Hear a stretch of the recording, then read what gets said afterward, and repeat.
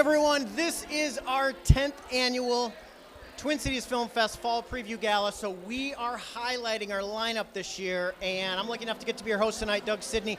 We're live on our Mevo stream here at the Calhoun Beach Club in Uptown Minneapolis, which we're going to go to in a minute. There's a cool story about that, but could not be more fortunate and lucky to get to talk to Jim Burke. He's a producer of Green Book, among a host of other fantastic films. It's so great to have you here.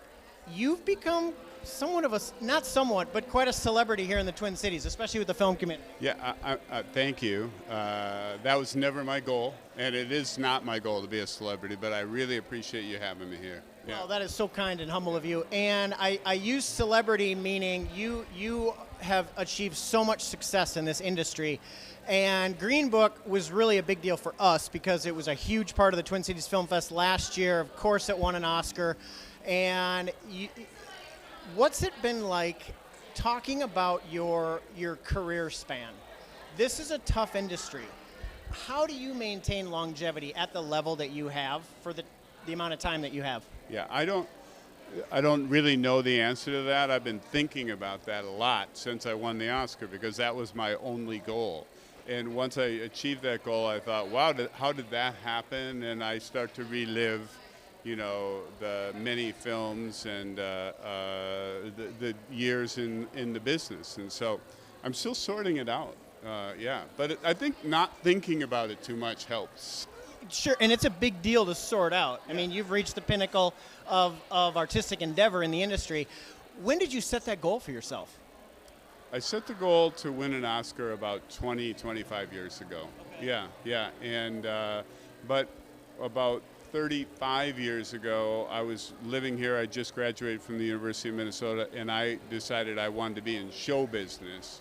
So I drove out to Los Angeles, and I tried to find work in the business. And did you ever? You've worked with some of the best production teams in the industry. You've worked with not some of the best talent, but you've worked with the best talent in the industry in those roles. What's that been like?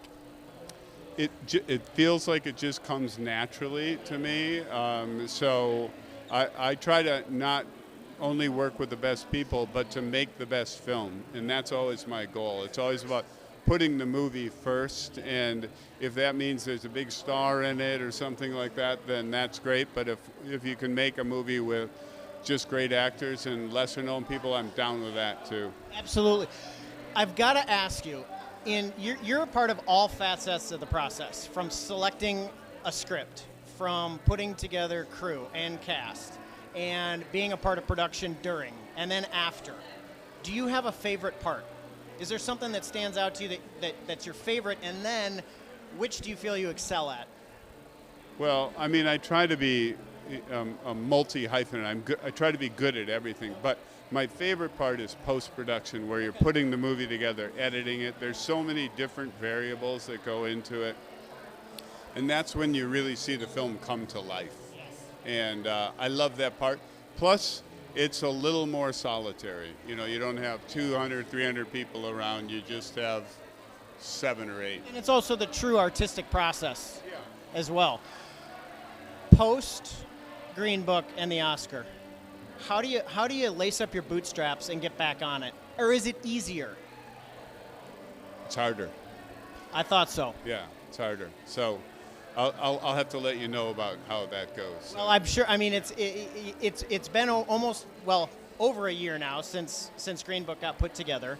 Well, we premiered the film in the Toronto Film Festival almost a year ago right now. So it's the first time anybody saw it. And then we went to many other festivals, including here in the Twin Cities.